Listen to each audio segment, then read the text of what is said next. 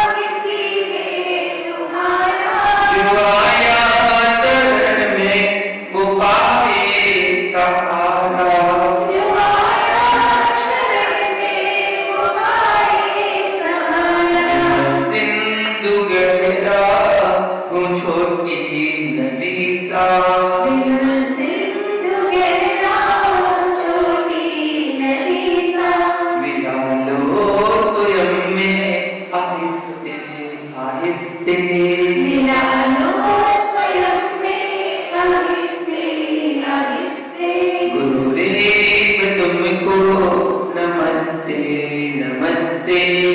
गुरुदेव तुमको नमस्ते नमस्ते। गुरुदेव तुमको नमस्ते नमस्ते। गुरुदेव तुमको नमस्ते नमस्ते। लहराता उपवन हो विद्या धनी का। लहराता उपवन हो विद्या धनी का। लहराता उपवन हो विद्या धनी का। लहराता उपवन हो विद्या धनी का। इतिलाता यौवन है नन्ही कली का। इतिलाता यौवन है नन्ही कली का।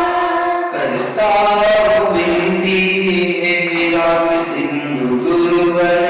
करता हूँ विनती है विराग सिंधु गुरुवर। खिला लो कली को महकते महकते। खिला लो कली को महकते महकते। गुरुदेव तुमको नमस्ते नमस्ते। गुरुदेव तुमको नमस्ते नमस्ते। गुरुदेव तुमको नमस्ते नमस्ते। गुरुदेव तुमको नमस्ते नमस्ते। महाराज की जय प्रतिज्ञा करेंगे। हे स्वामी, हे स्वामी, आज दिन भर में मेरे द्वारा जाने अनजाने में हमारे मूल गुणों में, हमारे उत्तर गुणों में, हमारे कर्तव्यों में, हमारे वृत्तों में जो भी अतिचार अनाचार या दोष लगे हों, उसके लिए हम सभी प्रतिक्रमण करते हैं। हमारे द्वारा आज दिन भर में जो भी एक इंद्री, दो इंद्री, तीन इंद्री, चार इंद्री, पांच इंद्री जीवों की मन वचन काय से कृत कार्य अनुमोदना से विराधना हो गई हो, तो उसके लिए हम सभी क्षमा मांगते हैं।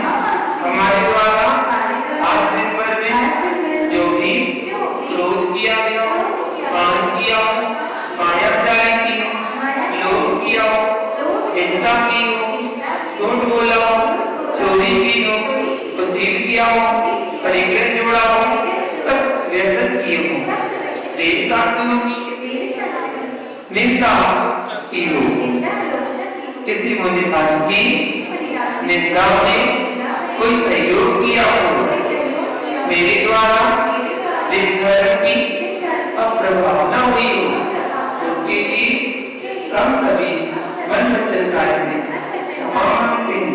मेरे सारे पाप मिथ्या हो, विपवन आज दिन भर में मेरे द्वारा खाने में, पीने में, चलने में, फिरने में, उठने में, बैठने में, सोने में, बोलने में, करके काम करने में, यदि किसी जीव को दुख हुआ हो, कष्ट हुआ हो, पीड़ा हुई हो, वेदना पहुंची हो, घात हुआ हो, तो उसके लिए हम सभी मन वचन काय से क्षमा मांगते हैं। सभी जीव हमें क्षमा करें, हम भी सभी जीवों को क्षमा करते हैं।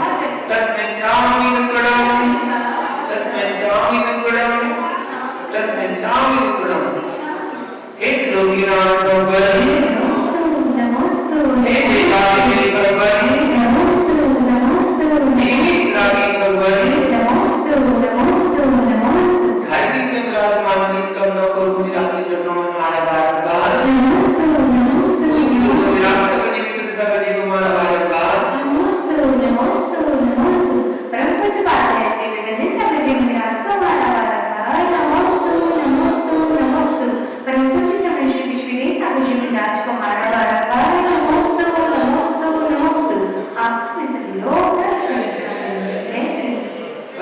आगे करा लगा है आदि नाथ भगवान की सिद्ध प्रभु भगवान की वासुदेव भगवान की साईनाथ भगवान की देवीनाथ भगवान की पारसनाथ भगवान की महावीर भगवान की गुरुवीरा हरि महाराज की गुरुवी संता हरि महाराज की अहिंसा धर्म की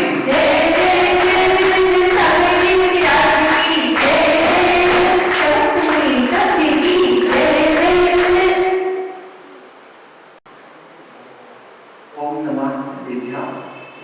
आज का जिज्ञासा समाधान प्रारंभ करते हैं और जिज्ञासा समाधान की पहली जिज्ञासा है ग्रह चैत्यालय किन परिस्थितियों में बनवाना चाहिए, उसके निर्माण में कौन सी सावधानी रखना चाहिए। पहली जिज्ञासा, यदि कोई वृत्ति एवं धर्मानुरागी श्रावक जो चलने में असमर्थ हो या फिर अत्यधिक अस्वस्थ हो, तो दर्शन पूजन की प्रतिज्ञा का पालन करने के लिए ग्रह चैत्यालय का निर्माण कराया जा सकता है। कोई वृद्ध है, एज हुई है, सीढ़ियों से उतरना चढ़ना बार बार नहीं हो सकता है, ऐसी परिस्थिति में कोई गर्भवती महिला है जो वृद्धि है अर्थात अपने श्रावक धर्म का पालन करती है, प्रतिदिन देव दर्शन करना उसका नियम है और ऐसी स्थिति में वो रोज मंदिर नहीं आ पाती है, ऐसी स्थिति में ग्रह चैत्यालय का निर्माण कराया जा सकता है। ग्रह चैत्यालय का निर्माण आगम के अनुसार निवास स्थान से अलग पूर्व, उत्तर या ईशान दिशा में करना चाहिए। चैत्यालय की व्यवस्था सुचारू एवं व्यवस्थित रखना अनिवार्य है, अन्यथा परिवार पर इसका विपरीत प्रभाव भी पड़ सकता है। इसलिए उसका निरंतर सुचारू से व्यवस्थित निरंतर चलते रहना चाहिए की व्यवस्था। और उसमें क्या ध्यान रखना, परिक्रमा छोड़कर नियम अनुसार वेदी बनाकर ही बिंब स्थापित करना चाहिए। दूसरा, दीवार, अलमारी या दीवार के सहारे श्री जी को या श्री जी के जिन बिंब को स्थापित नहीं करना चाहिए। भगवान टिककर विराजमान नहीं होते, दीवार के अंदर विराजमान नहीं होते, अलमारी में विराजमान नहीं होते, इसलिए इस बात का ध्यान रखना चाहिए। तीसरा, ग्रह चैत्यालय में बाल ब्रह्मचारी तीर्थंकर के बिंब स्थापित नहीं किए जाते। जो बाल ब्रह्मचारी पाप तीर्थंकर हैं उनकी मूर्तियां विराजमान नहीं करते हैं। चौथा, ग्रह चैत्यालय में स्थिर या अचल प्रतिमा विराजमान करें। ग्रह चैत्यालय में समांगुल एवं 11 इंच अवगाहन से बड़ी प्रतिमा विराजमान नहीं करना चाहिए। ग्रह चैत्यालय में 2, 4, 6, 8, 10 ऐसे सम अंगुल की प्रतिमा और अधिक से अधिक 11 इंच की प्रतिमा विराजमान इससे आगे ना करें, 11 इंच से आगे नहीं करना चाहिए। चैत्यालय के निर्माण में लोहे का प्रयोग बिल्कुल नहीं करना चाहिए, लोहे का प्रयोग ना करें। इन सावधानियों को ध्यान में रखकर ग्रह चैत्यालय बनाए जा सकते हैं, जहां पर अपने श्रावकों का आवागमन होता है,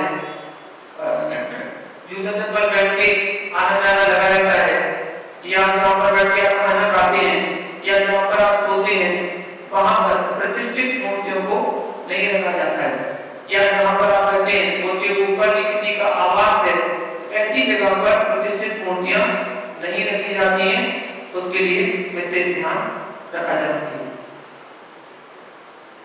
एक जिज्ञासा और है, आजकल यंत्र तंत्र का जोर हो गया है, घर में यंत्र किस प्रकार रखना चाहिए, घर में यंत्र रखते हैं तो किस प्रकार रखना चाहिए। देखिए, यदि यंत्र घर में रखें तो यंत्र की जाप अवश्य करें, शुद्धि पूर्वक करें। अगर आप यंत्र कोई प्रतिष्ठित रखते हैं तो, और विशेष तौर पर अगर सामान्य यंत्र है तो एक तरह से आप दर्शन के हिसाब से रख सकते हैं। अगर वो विशेष ऋषि मंडल यंत्र है या और भी जो विशेष मंत्र है, जिन सहस्रनाम यंत्र है, 64 रिद्धि यंत्र है या सिद्ध चक्र यंत्र है, ऐसे बड़े बड़े अनुष्ठान यंत्र है, इन यंत्रों को घर पर रखते हैं तो बिना अभिषेक के नहीं रखे जाते। उनका प्रातः काल उनका प्रतिदिन अभिषेक करना चाहिए शुद्धि पूर्वक। ऐसा ही पेट सेट में जल डाल दिया, शुद्धि पूर्वक उनका अभिषेक करना अनिवार्य है। नॉर्मल नमोकार मंत्र का यंत्र रख दिया या भक्तापर ने किसी काव्य का यंत्र रख दिया, ये नॉर्मल है। और इसके बाद अगर इनकी भी आप सेवा सुधरा अगर कर सके तो करने में कोई बुराई नहीं है। आप प्रतिदिन सुबह जब स्नान करें, स्नान करने के बाद यंत्र में धारा छोड़ सकते हैं। यंत्र में धारा छोड़े तो उसका प्रज्वलक खुद लगाएं, परिवार वालों को दें, अच्छा है। बीजाक्षर मंत्रों को उसमें लिखा रहता है तो उनका कर सकते हैं, लेकिन वो भी शुद्धि पूर्वक स्नान आदि कर करना चाहिए। वरना दर्शन के लिए सामान्य यंत्र रख सकते हैं, सामान्य यंत्र में कोई बुराई नहीं है, वो तो भगवान की स्तुति है उसमें। और बाकी जो बीजाक्षर मंत्र जो विशेष अनुष्ठानों के यंत्र होते हैं उनके लिए तो अभिषेक करना अनिवार्य हो जाता है। दुकानों पर यंत्र रखते हैं, दुकानों में मंदिर में आला में यंत्र रखते हैं तो सामान्य यंत्र रख सकते हैं। जैसे रिद्धि मंत्र का तांबर का जो काव्य है उसको रख सकते हैं, नमोकार का रख सकते हैं, श्री का रख सकते हैं, ओम का रख सकते हैं। जो मंदिर के आले में आप वहां पर प्रार्थना कर सकते हैं, क्योंकि मंदिर में तो सभी प्रकार के लोग आते हैं, दुकान में सभी प्रकार के लोग आते हैं, सब जूता चप्पल पहन के आते हैं। तो इस अपेक्षा से आप अगर स्थान बना रखा है दुकान पर तो आप वहां पर रख सकते हैं। पढ़ने वाले बच्चे जहां पर पढ़ते हैं उनके लिए भी भक्तांबर का यंत्र होता है, तो वो यंत्र अपने कक्ष में जहां पर बच्चे पढ़ाई करते हैं वहां पर उसको रख सकते हैं। उसको उसकी जो एनर्जी वर्गणा है वो प्रभावित करती है और दलित शक्ति बहुत अधिक होती है, इसलिए उसको रख सकते हैं। बाकी जो बड़े यंत्र हैं उनको तो विधि विधान पूर्वक अच्छे स्थान पर रखना चाहिए। अगली जिज्ञासा है, प्रतिमा जी में काम का आकार कंधे से क्यों लगा रहता है? काम जो बनता है भगवान का वो कंधे से चिपका रहता है, तो क्यों लगा रहता है? ऐसा जिज्ञासा समाधान करते हैं। पाषाण की प्रतिमा में कान की रक्षा के लिए ऐसा शिल्पकार लगाता है कि कान की रक्षा हो, परंतु धातुओं की प्रतिमा में रूढ़ी चल रही है, रूढ़ीवादी चल पड़ी है, इसका कोई कारण नहीं है। अगर ये कारण है कि वे काम ज्यादा रखते होने के वो ज्यादा विद्वान होता है, ये सब अपनी मनगढ़ंत कहानियां हैं। ऐसा कोई विधान ऐसा नहीं है कि कंधे तक होना चाहिए काम, कंधे तक होना चाहिए काम, ऐसा कोई विधान नहीं है। पाषाण की मूर्ति में से काम का सहारा जो हल्का होगा तो टूट सकता है, खंडित हो सकता है, इसलिए उसको जोड़ देते हैं, जोड़कर ही बनाते हैं। तो ऐसी प्रतिमाओं में बनाया जाता है, वो भी जरूरी नहीं है, बनाए नहीं बनाए तो जरूरी नहीं है, वो तो शिल्पीकार की अनोखी कृति है। शिल्पीकार जो भी मूर्ति बनाते हैं मूर्तिकार वो अपनी को पहचान अलग से बनाना चाहता है, उसने जो बनाया उसने कुछ हटके बनाया ना, इसलिए कुछ विशेषता होती है मूर्ति बनाने की। अब जैसे मूर्तिकार ने अलग अलग प्रतिमाएं बनाई, अब एक मूर्तिकार एक ही मूर्ति में सभी प्रकार की परिकर को दे रहा है, जहां देवी बताया जा रहा है, देवियां बताई जा रही है, श्रावक श्राविका भी हैं, मोहन जुड़े हुए हैं, कुछ इंद्र पुष्प वृष्टि कर रहे हैं, कुछ देवीमां आ रहे हैं, कुछ लताएं जा रही हैं, कुछ फल फूल लगे हुए हैं, कुछ वृक्ष बना हुआ है, तो ऐसे कलाकृति बना के देता है। मौजूदा की प्रतिमाओं में नाखून बड़े बनाए हैं, नाखून अकेला बड़ा बना हुआ है, बाहर निकला हुआ है, पैरों का हाथ का। देवगढ़ की प्रतिमाओं में ऋषभ देव की प्रतिमा बनी है, उसमें बालों की जटाएं बनाई है, यहाँ तक जटाएं बनाई गई है आदिवासी भगवान की। एक विशेषता है, बाहुबली की मूर्ति विभिन्न स्थानों पर बुद्धिस्ट में देखेंगे तो उसमें कहीं सांप चल रहा है, कहीं छिपकली चल रही है, कहीं बिच्छू चल रहा है, कहीं लता तो सब जगह मिल जाती है, लता तो लगती है। देवगढ़ में एक ऐसी अनोखी मूर्ति है जो बहुत ही कम बिरले स्थानों पर देखने को मिलती है, जहां पर बाहुबली की प्रतिमा के साथ ब्राह्मी सुंदरी को बनाया गया है। ब्राह्मी सुंदरी है, बाहुबली ध्यान साधना में लीन है और ब्राह्मी सुंदरी उनकी बेलों को खींच रही है, बेल उनकी निकाल रही है। ऐसा दृश्य उस मूर्ति में दिखाया गया है और यही मूर्ति ऐसी और भी जगह देखने को मिलती है जो विरले स्थानों पर मिले, वो अनोखी मूर्ति कहलाती है। इसलिए जब भगवान के दर्शन करो एकाग्रता से करना चाहिए कि यहाँ विशेषता क्या है और प्रतिमाओं में से यहाँ हटकर क्या है, कैसे दर्शन करना चाहिए। जब आपको अनुता लगे कि हाँ आपने बाहुबली भगवान जैसी मूर्ति कहीं देखी कोपेश्वर की, कहीं ऐसी देखी हो कोई दूसरी मूर्ति, बड़ी बड़ी मूर्ति तो बहुत देखी होगी, कोमटगिरी में देखी होगी, गरुड़ बैकुंठ में देखी, काटकर में देखी, धर्मेश्वर में देखी, बाहुबली भगवान की तो बहुत मूर्तियां मिलती हैं। क्या कोपेश्वर जैसी मूर्ति मिलती है? अनोखी मूर्ति है वो। उसको तो जो व्यक्ति एक बार निहारता है वो तो निहारता ही रह जाता है, देखते ही रह जाता है कि हाँ कोई मूर्ति है, ऐसी मूर्ति। आप ऐसी मूर्ति सागर में मंगलगिरी में जरूर आई थी, जो भरत भगवान की वहां पर लगने के लिए आई थी। बिल्कुल हूबहू ऐसी मूर्ति थी, बड़ी मनोहर मूर्ति। लेकिन जब क्रेन 2 क्रेनें उठाने आई थी उसको, 2 क्रेनों ने उठाया तो क्रेन नहीं टूट गई, मूर्ति तो उड़ गई थी लेकिन बीच में क्रेन टूट गई तो मूर्ति ऊपर से गिरी तो वो खंडित हो गई, उसकी घुटने से नीचे से हिस्सा पैर टूट गया तो वो पूजनी नहीं बची। तो उसको स्टैचू के रूप में वहीं पर विराजमान किया गया, स्टैचू के रूप में। तो वहां पर वो आज भी विराजमान है। आप उसके चेहरे को देखें तो मन आकर्षित कर ले, ऐसी मूर्ति है। शिल्पकारों की देन है मूर्तिकारों की, कोई इसका विधान नहीं है कि कान लंबे ही बनाना चाहिए, ऐसा कोई विधान नहीं। आजकल बनने लगे धातु की मूर्ति में भी डाई ऐसी बनने लगी है कि कान कंधे को स्पर्श कर रहे हैं, ये बनने लगे, इसका कोई विधान नहीं है। अगली जिज्ञासा है, सबलीकरण करके कलावा या रक्षा सूत्र बांधने पर उससे सूत्र पाठन आदि का दोष नहीं लगता है, इसका क्या अभिप्राय है? ऐसा पंडित विद्वान कहते हैं, एक बार बड़ा विधान करना हो तो बड़े विधान सबलीकरण कर दो और कलावा बांध दो, अब तुम्हारे सूत्र पाठन नहीं लगेगा, ऐसा कहते हैं। तो देखिए ये सब संकल्प क्रियाएं हैं, इनका संबंध विधान की क्रिया एवं भावों पर निर्भर करता है। विधान की क्रिया और भावों पर निर्भर करता है, ये सही है। सबलीकरण के बाद सूत्र पाठक का दोष नहीं लगता है, लेकिन कब? जब उसने घर का त्याग कर दिया हो, जब उसे ज्ञान हो कि हमारे यहाँ सूत्र पाठक लग सकता है। तो जितने दिन अनुष्ठान हो रहा है, 8 दिन का विधान है, 10 दिन का विधान है, उतने दिन के लिए अपने घर का त्याग कर दे, घर का त्याग और बस विधान में बैठे सबलीकरण करें और कलावा बनवाए, बस उसकी बाद धर्मशाला में रहे या फिर कहीं रहे, लेकिन घर का उसका त्याग रहेगा तो उसके सूत्र पाठक नहीं माना जाएगा। अगर वो घर से जुड़ा हुआ है, प्रतिदिन घर जा रहा है, घर का खाना खा रहा है, पानी पी रहा है, समाचार मिल रहा है, तो उसके लिए सूत्र पाठक जरूर लगेगा। धागा बांधने के लिए से कुछ नहीं होगा, उसको त्याग करना अनिवार्य है, इस बात का ध्यान रखना चाहिए। यदि किसी के यहाँ सूत्र काटने की स्थिति आने वाली हो तो वह प्रतिष्ठाचार से रक्षा सूत्र बनवा लेता है कि अब हमें सूत्र नहीं लगेगा। क्या ये उचित है? जब उसे पता ही है कि उसका जन्म होने वाला है या उसका मरने वाला है, चल जल्दी प्रतिष्ठाचार के पास जाते हैं और धागा कलावा बनवा लेते हैं, सूत्र पाठ नहीं लगेगा। क्या उचित है? नहीं, ये गलत है, ऐसा नहीं करना चाहिए। जानबूझ के कर रहे हो, अनजाने होने बात अलग है। मरण अचानक हो सकता है, किसी का कभी भी हो सकता है। जन्म होना था 20 दिन 25 दिन बाद, अचानक हो गया जन्म, वो बात अलग है।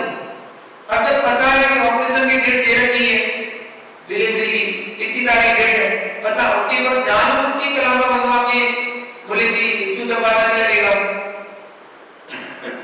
ऐसा नहीं करना चाहिए। सबलीकरण संकल्प है अनुष्ठान से जुड़ने को। यदि जाप अनुष्ठान आरंभ हो गया है, उसमें सबलीकरण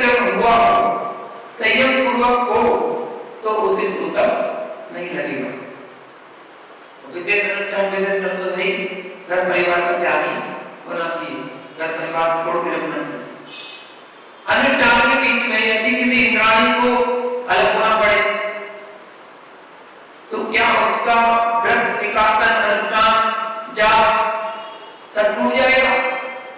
मजबूरी उसकी कारण उसको अलग होना पड़ा तो उसका सब छूट जाएगा? नहीं, पर इसका पालन कर सकती है मौन पूर्वक रहते हुए, वह अंकुश जाप कर सकती है हाथ पर तथा अति पश्चात वह पुनः अनुष्ठान में शामिल हो सकती है। किसी कारण उसको बाहर जाना पड़ा, फिर अपने समय को पूरा करके वापस आ सकती है, तो वहां पर भी जाप अनुष्ठान अपना कर सकती है मौन पूर्वक रहना पड़ेगा। और भी कई कंडीशन होती हैं, जैसे कोई व्रत कर रहा है, व्रत करने के लिए बोलते हैं निर्जल उपवास करें, पानी की बूंद भी ना ले। जिस समय स्थिति ऐसी है कि इसको कोई परिस्थिति में मंदिर नहीं जाना पड़ता तो वह उस समय निर्जल उपवास करे।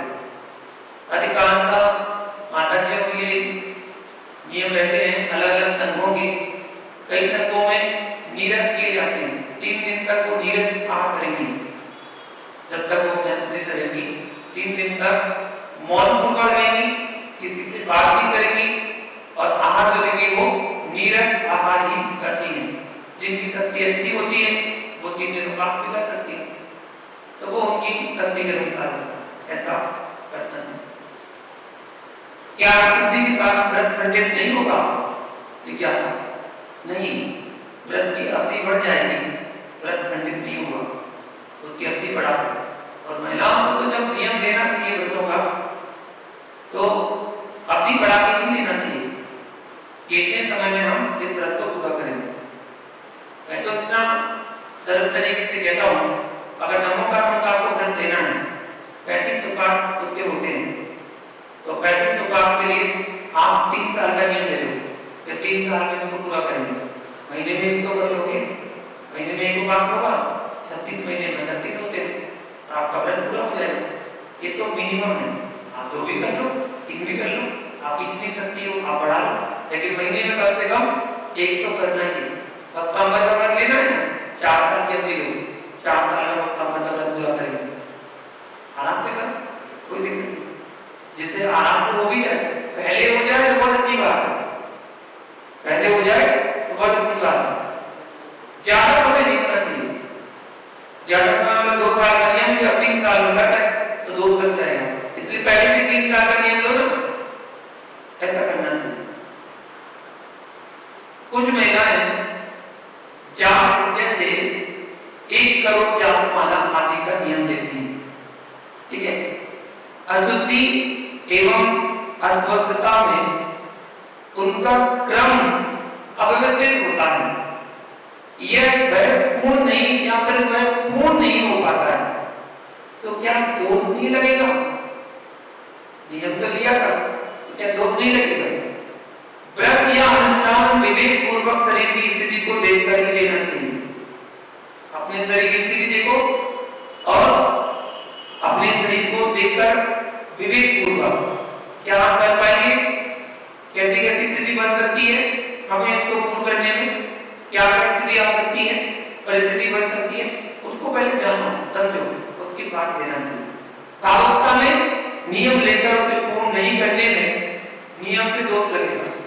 भावुकता में नियम उन्होंने लिया था, उन्होंने लिया, भावुकता कहलाती है। भावुकता में नियम लेने से उसे पूर्ण नहीं करने में तो दोष नियम से लगेगा।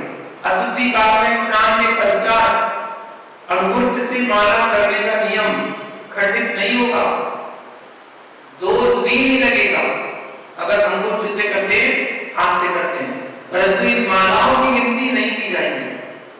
जो जाप आप करेंगे वो कर लेंगे, नियम नहीं टूटेगा, लेकिन वो जाप काउंट में नहीं आएंगे, गिनी नहीं जाएंगे, केवल नियम की पूर्ति होगी कि आपका नियम पूरा हुआ है, खंडित नहीं हुआ, ऐसा बताइए। एक और जिज्ञासा है, सूत्रपातक का लक्षण। सूत्रपातक का लक्षण क्या है? तो समाधान करते हैं, सूतकामिनो यतो द्रव्य भावो निर्मही ततो हि धर्मचारित्रे मलिने भवता स्वयं। देखिए प्रमाणित है सूतक होता है। जो विद्वान जो ज्ञानी व्यक्ति कहते हैं सूतक नहीं होता, उसके लिए प्रमाणित बात कही जाती है कि ग्रंथों का प्रमाण है सूतक होता है।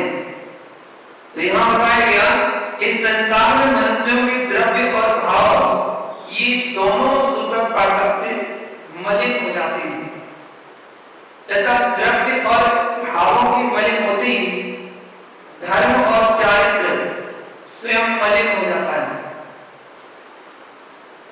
अन्य लक्षण भी बताए गए हैं कैसे, तो सूतक पाठक मानने से द्रव्य शुद्धि होती है, द्रव्य शुद्धि होने से भाव शुद्धि होती है और भाव शुद्धि होने से चारित्र निर्मल होता है। इसलिए द्रव्य का शुद्ध होना बहुत जरूरी है। जो सूतक पाठक मानते हैं उनकी द्रव्य शुद्धि रहती है, हमेशा कुल शुद्धि होती है। सूतक पाठक राग देश मूलक है तथा राग देश से अपनी आत्मा की हिंसा करने वाले हर्ष और शोक प्रकट होते हैं। जब सूतक लगता है तो हर्ष होता है, जब पाठक लगता है तो शोक उत्पन्न होता है। सूतक जन्म का होता है और पाठक मरण का होता है। यदि सूतक पाठक का पालन नहीं किया जाता है तो ब्राह्मण क्षत्रिय और वैश्यों का सजातीपना नष्ट हो जाता है। सूतक पाठक का पालन किए बिना मोक्ष मार्ग में प्रवृत्ति कभी भी होती नहीं है। कभी होती भी है तो किसकी अपेक्षा, चक्रवर्ती की अपेक्षा, और नहीं भी होती है, मतलब होती है नहीं भी होती है। तो चक्रवर्ती की अपेक्षा होती है, मतलब उनके लिए सूतक पाठक नहीं लगता, चक्रवर्ती के लिए कभी सूतक पाठक नहीं लगता। जो असंख्यात वर्ष की आयु वाले हों, महापुरुष हों और चक्रवर्तियों की गिनती है, इतर का कुटुंब है, इनके यहाँ सूतक पाठक नहीं लगता। कारण अगर इनके यहाँ सूतक पाठक लग नहीं रहा तो कोई धर्म ही नहीं कर पाएगा।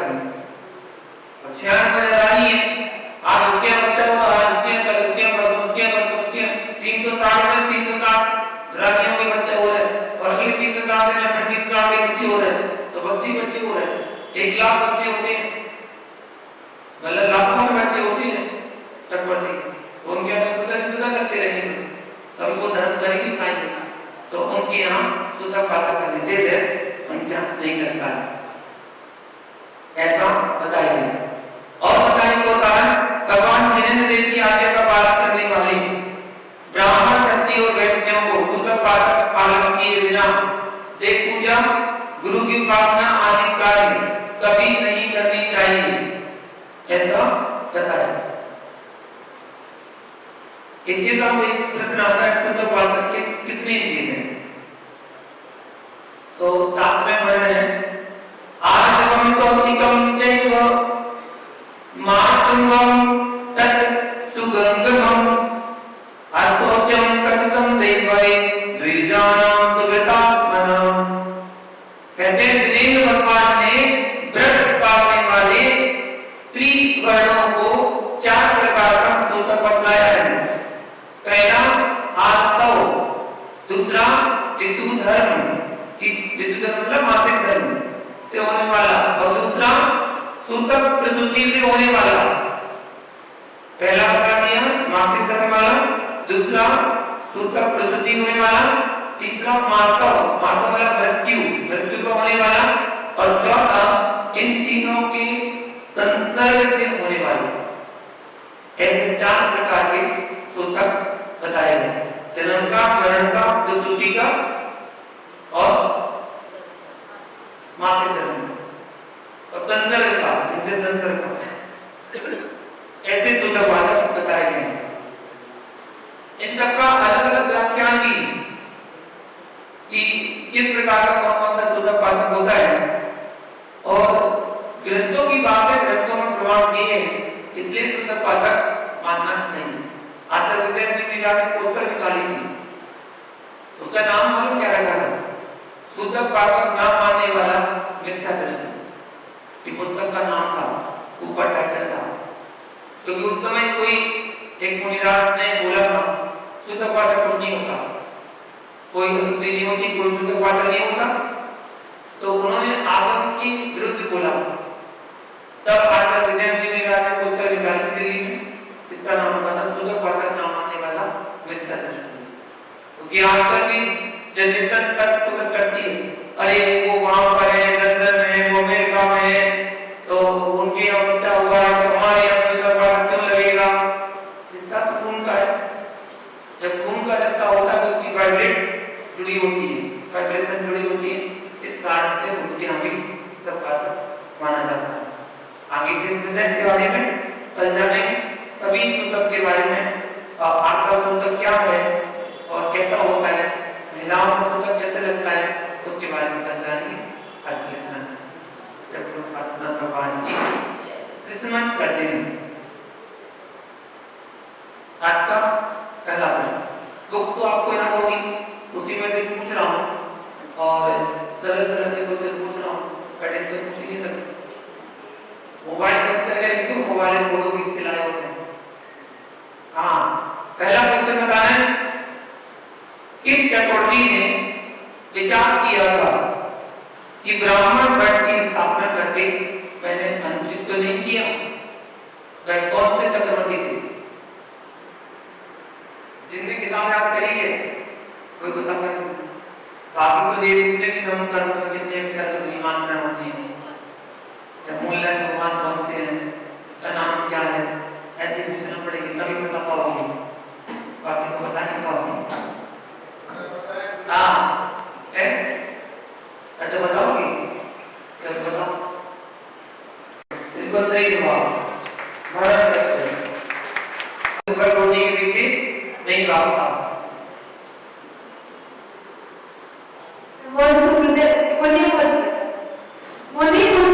बिल्कुल सही जवाब। बताइए तपस्या करने में कौन प्रसिद्ध हुआ? बिल्कुल सही जवाब। वह कौन थी जिसकी विद्या के बल से हनुमान जी पर मुसल शास्त्र का प्रहार किया था? वह कौन थी? बताइए। लंका सुंदरी। बिल्कुल सही जवाब। की रात्रि को 11 बजे पूरियां खा रहे हैं, बताइए कौन सा काम कर रहे हैं? क्या कहते हैं? सुना है था? सपोज मुझे तो कहीं घूमने गए थे क्या? बताओ। इनने सुन लिया तो आपने क्यों नहीं सुना? क्या? बिल्कुल सही जवाब। बताइए मुनियों के कितने मूल गुण होते हैं? मुनियों के कितने मूल गुण होते हैं? लो इतना भी सोचना पड़ रहा है क्या? अभी भी 5 साल हो गए बस। हाँ से क्या बताओ? नमोस्तु गुरुदेव।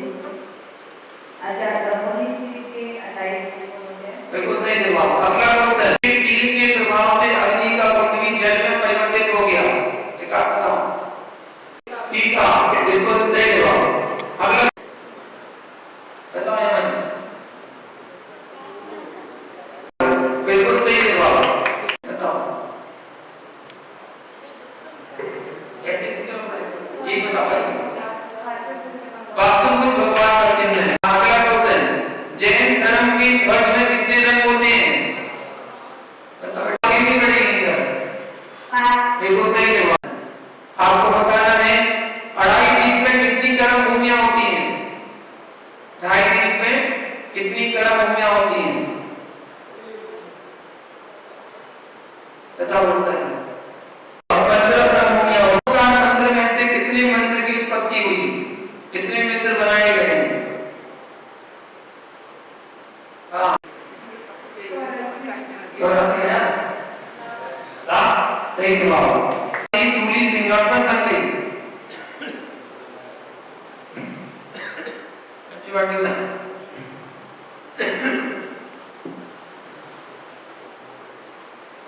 सुदर्शन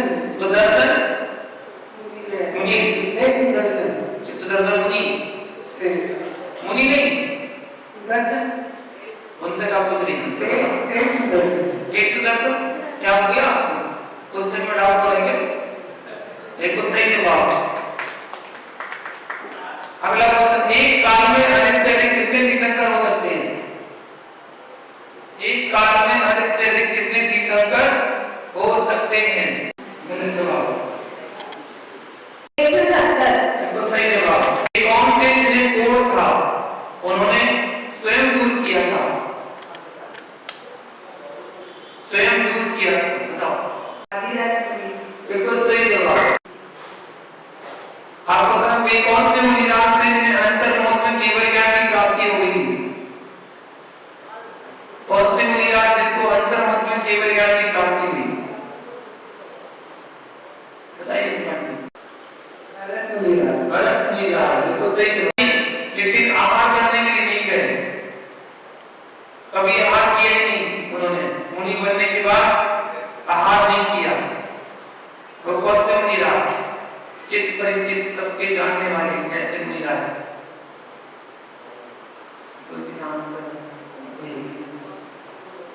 बताइए। अगला जी बताइए। बाहुबली स्वामी, बिल्कुल सही जवाब। दूसरा मुनिराज, बिल्कुल सही जवाब। दोनों ही है। एक कौन थे जो असत्य बोलने के कारण सिंहासन से नरक गए? सिंहासन से नरक गए, ऐसा कौन थे?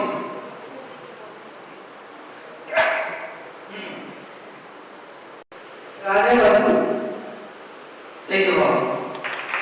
आज आपका जन्मदिन है, तो जन्मदिन के दिन वो अपनी तरफ से उपहार आपको नंबर की दो और नंबर की सीडी देना चाहते हैं। जिन जिन की आवश्यकता हो और जिनको घर में एक ही जरूरत हो उतने ही लिखना चाहिए। एक परिवार में एक लोग बहुत अच्छी बात है, दो लेके क्या करोगे?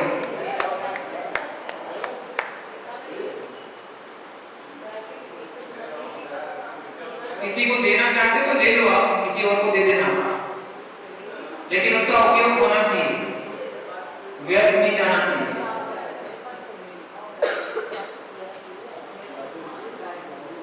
सीडी भी और बुक भी, दोनों चीजें मिल रही हैं।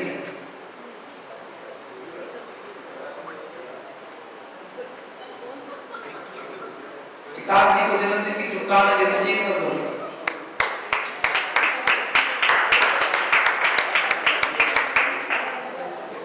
हाँ, इनका जन्मदिन सैकड़ों साल तक आता रहे, ऐसा आशीर्वाद है।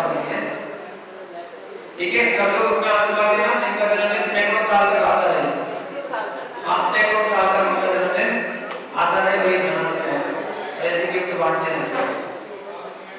हाँ, और किसी को चाहिए तो वो भी ले लें। आज आप जितने जो चाहिए सब ले लो, उनके लिए उपहार है। हाँ, दत्तू जी आप भी आओ, हैं? लक्ष्मी जी आप भी आओ, इधर से इधर से।